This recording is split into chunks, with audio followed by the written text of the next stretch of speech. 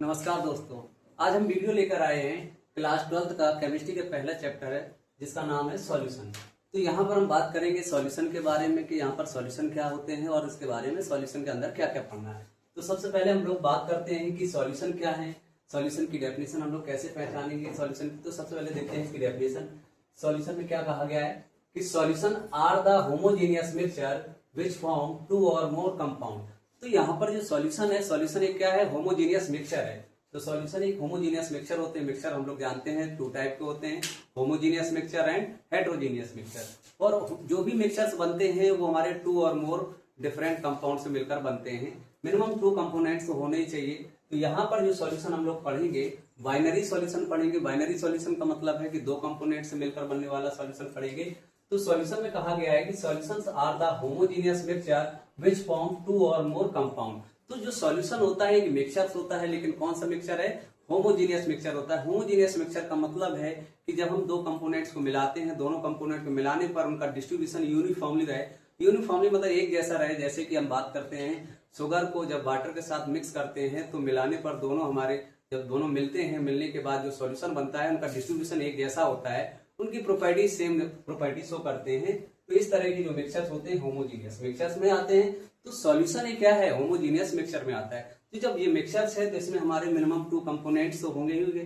तो उससे ज्यादा भी मिला सकते हैं, लेकिन इस चैप्टर में हमें पढ़ना है बाइनरी सॉल्यूशन। बाइनरी सॉल्यूशन का मतलब है कि 2 कंपोनेंट, उन 2 कंपोनेंट में एक क्या होगा, हमारा सॉल्यूट होगा और दूसरा हमारा सॉल्वेंट होगा। इन दोनों सॉल्यूट और सॉल्वेंट से मिलकर के क्या बनेगा, सॉल्यूशन बनेगा, जिसको हम लोग बाइनरी सॉल्यूशन कहेंगे। अब बात करते हैं कि सॉल्यूशन में जो हमारे कंपोनेंट सॉल्वेंट है इसको कैसे पहचानेंगे या सॉल्यूट को हम लोग कैसे पहचानेंगे। तो देखिएगा सॉल्वेंट क्या है हमारा, the component present in the largest amount in solution is called solvent. तो सॉल्यूशन में जो कंपोनेंट हमारा लार्जेस्ट होगा या एक्सेस अमाउंट में होता है, ज्यादा अमाउंट में होगा सॉल्यूशन में, उसको हम लोग क्या कहेंगे, सॉल्वेंट कहेंगे। सॉल्यूट में क्या आएगा कि the component present in the small quantity in solution is called solute. तो सॉल्यूशन में जो कंपोनेंट हमारे स्मॉल अमाउंट में होगा या स्मॉल क्वांटिटी होगी वो उसको हम लोग क्या बोलेंगे, सॉल्यूट कहेंगे। तो इस तरह से सॉल्यूट और सॉल्वेंट को पहचानेंगे। तो सॉल्वेंट क्या होता है, हमारा जो एक्सेस अमाउंट में होगा उसको हम लोग सॉल्वेंट कहेंगे सॉल्यूशन में।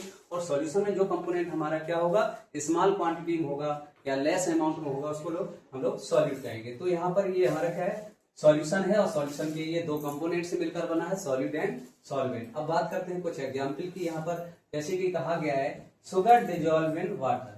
शुगर को वाटर डिजोल्व करते हैं तो यहाँ पर होमोजीनियस मिक्सचर बनता है, मतलब सॉल्यूशन का एग्जाम्पल है। इसी तरह से और कुछ एग्जाम्पल है, इथेनॉल को वाटर के साथ मिलाते हैं तो ये भी होमोजीनियस मिक्सचर बनाता है। एंड सॉल्ट एंड वाटर को मिक्स करते हैं तो ये भी होमोजीनियस मिक्सचर बनते हैं, मतलब सॉल्यूशन के एग्जाम्पल हैं। देखिएगा अगला टॉपिक हमें देखना है सॉल्यूशन में टाइप्स ऑफ सॉल्यूशन। तो यहाँ पर सॉल्यूट और सॉल्वेंट से मिलकर हमारे बहुत डिफरेंट टाइप के सॉल्यूशन बनेंगे। तो यहाँ देखना है टाइप्स ऑफ सॉल्यूशन। तो टाइप्स ऑफ सॉल्यूशन में हमें देखना है तीन टाइप से बनेगा। गैसियस सॉल्यूशन बनेगा, लिक्विड सॉल्यूशन बनेगा एंड सॉलिड सॉल्यूशन बनेगा। गैसियस सॉल्यूशन के 3 बनेंगे, सॉलिड सॉल्यूशन के 3 बनेंगे और लिक्विड सॉल्यूशन के 3 बनेंगे। इस तरह से 9 टाइप से हमारा सॉल्यूशन के टाइप्स होंगे। तो हम पहले बात करते हैं गैसियस सॉल्यूशन। गैसियस सॉल्यूशन का मतलब है कि सॉल्वेंट जो है वो क्या होना चाहिए, गैसियस फेज में होना चाहिए, तो हमारे गैसियस सॉल्यूशन बोले जाते हैं। तो यहाँ देखिए सॉल्यूट और सॉल्वेंट से मिलकर बनेंगे एग्जाम्पल। पहले तो सॉल्यूट हमारा गैस फेज में होगा और सॉल्वेंट भी गैस फेज में होगा।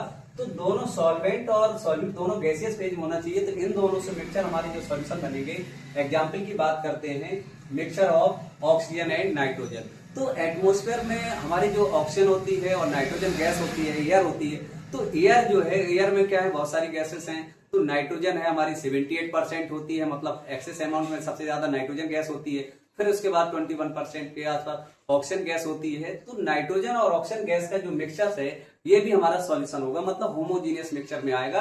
तो जो एयर होती है, एयर में नाइट्रोजन और ऑक्सीजन का मिक्सचर है, ये हमारा क्या होगा, सॉल्यूशन का एग्जाम्पल होगा। वो भी कैसा है, गैसियस सॉल्यूशन होगा। क्यों, क्योंकि यहाँ पर नाइट्रोजन जो है वो गैसियस फेज में है और एक्सेस अमाउंट में है। तो सॉल्वेंट क्या हो गई, नाइट्रोजन हो गई, और सॉल्यूट क्या हो गई, ऑक्सीजन गैस। दोनों क्या है, गैसियस फेज में। तो ये सॉल्यूशन गैसियस सॉल्यूशन के एग्जाम्पल है। अगला गैसियस सॉल्यूशन का एग्जाम्पल है हमारा क्लोरोफॉर्म मिक्स्ड विद नाइट्रोजन। तो यहाँ पर जब हम क्लोरोफॉर्म को मिक्स करते हैं, नाइट्रोजन गैस के साथ मिलाते हैं, तो क्लोरोफॉर्म हमारी लिक्विड फॉर्म में होती है। तो यहाँ सॉल्यूट क्या है, किस फॉर्म में होनी, लिक्विड फॉर्म में, और सॉल्वेंट किस फॉर्म में होना चाहिए, गैसियस, क्योंकि हम लोग पढ़ रहे हैं गैसियस सॉल्यूशन। तो गैसियस सॉल्यूशन का मतलब सॉल्वेंट गैस के फॉर्म में होना चाहिए। तो नाइट्रोजन जो है वो गैस के फॉर्म में होती है, और क्लोरोफॉर्म क्या है, लिक्विड के फॉर्म होता है। तो क्लोरोफॉर्म को और नाइट्रोजन का जो मिक्सचर है ये भी हमारा किसका एग्जाम्पल होगा, गैसियस सॉल्यूशन। अगली बात करते हैं गैसियस सॉल्यूशन की। अगर हमारा क्या होगा, अगला सॉल्यूट होना चाहिए सॉलिड, और सॉल्वेंट क्या है, गैसियस फेज में है, क्योंकि हम लोग पढ़ रहे हैं गैसियस सॉल्यूशन। तो सॉल्वेंट गैस के फेज में होना चाहिए। तो सॉलिड और गैस से मिलकर बनेगा कैम्फर इन नाइट्रोजन। तो एटमॉस्फेयर में क्या होती है, नाइट्रोजन होती है एक्सेस अमाउंट में, और कैम्फर जो होता है, कपूर होता है, सॉलिड फॉर्म में होता है, तो इसकी अमाउंट बहुत कम होती है कैम्फर की, और नाइट्रोजन क्या है, एक्सेस अमाउंट में, ये एटमॉस्फेयर में मिल जाता है नाइट्रोजन के साथ। तो यहाँ पर जो कैम्फर और नाइट्रोजन गैस का मिक्सचर है, ये किसका एग्जाम्पल है, ये भी गैसियस सॉल्यूशन का है। लेकिन यहाँ पर कैम्फर जो है वो क्या है, सॉल्यूट है, और नाइट्रोजन गैस क्या है, सॉल्वेंट के फॉर्म होगी। अगली बात करते हैं लिक्विड सॉल्यूशन की। तो यहाँ लिक्विड सॉल्यूशन के 3 बनेंगे। तो लिक्विड सॉल्यूशन का मतलब सॉल्वेंट किस फॉर्म में होगा, लिक्विड फेज में होना चाहिए। तो यहाँ पर लिक्विड के भी 3 बनेंगे। तो यहाँ बात करते हैं कि सॉल्यूट हमारा गैसियस फेज में है, और सॉल्वेंट किस फेज में है, लिक्विड फेज में है। तो गैस और लिक्विड से मिलकर यहाँ पर बनेंगे, हमारे एग्जाम्पल होगा ऑक्सीजन डिजॉल्व इन वाटर। तो वाटर क्या होता है, हमारा लिक्विड होता है, और उसमें ऑक्सीजन डिजॉल्व होती है। तो यहाँ पर जो ऑक्सीजन जो वाटर डिजॉल्व होती है, बहुत कम अमाउंट में डिजॉल्व होती है। तो ऑक्सीजन गैस हो गई तो वो सॉल्यूट हो गई, और वाटर हमारे क्या हो गया, एक्सेस अमाउंट में है, तो वो क्या हो गया, सॉल्वेंट हो गया। तो वाटर एक्सेस अमाउंट में भी होना चाहिए, सॉल्वेंट हमारा क्या है, लिक्विड है, इसलिए वाटर लिक्विड है तो एक्सेस अमाउंट में होना चाहिए। और सॉल्यूट जो है वो क्या होना चाहिए, गैस, और ऑक्सीजन क्या है, गैस होता है। तो ऑक्सीजन गैस डिजॉल्व होती है वाटर के साथ। तो ये एग्जाम्पल हो जाए हमारा लिक्विड सॉल्यूशन का। अगले लिक्विड सॉल्यूशन की बात करते हैं, गैस को लिक्विड के साथ मिक्स करते हैं। तो यहाँ पर एग्जाम्पल बनता है इथेनॉल को डिजॉल्व करते हैं, यहाँ गैस नहीं होगा, यहाँ लिक्विड होगा।